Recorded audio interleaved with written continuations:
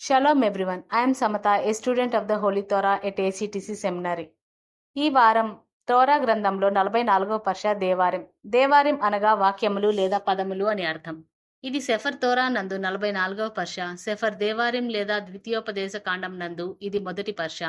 ఈ పర్ష యొక్క 4వ అలియా వాక్య భాగములు దేవారిం లేదా ద్వితీయోపదేశ కాండము మొదటి అధ్యాయం 39వ వచనం మరియు 2వ అధ్యాయం 1వ వచనం వరకు.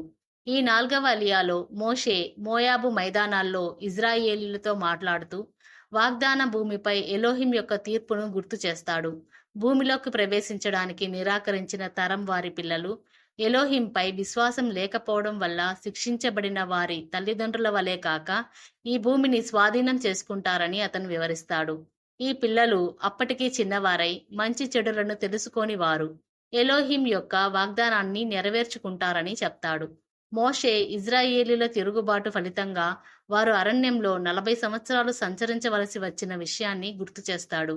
అతను కాదేష్ బర్నేయా నుండి తిరిగి వెనక్కి వెళ్లి సముద్ర మార్గంలో అరణ్యంలో సంచరించమని ఎలోహిం ఆదేశించినట్లు తెలియజేస్తాడు. ఈ భాగం ఎలోహిం యొక్క న్యాయం, ఆయన వాగ్దానాల పట్ల నమ్మకత్వం మరియు తిరుగుబాటు యొక్క పరిణామాలను నొక్కి చెప్తుంది. అలాగే కొత్త తరం ద్వారా ఆయన ప్రణాళికలు కొనసాగుతాయని సూచిస్తుంది. ప్రియులారా, మరిన్ని తోరా పాఠాల కోసం మా యూట్యూబ్ ఛానల్ను సబ్స్క్రైబ్ చేయండి. షాలోమ్ లెహిత్రోత్.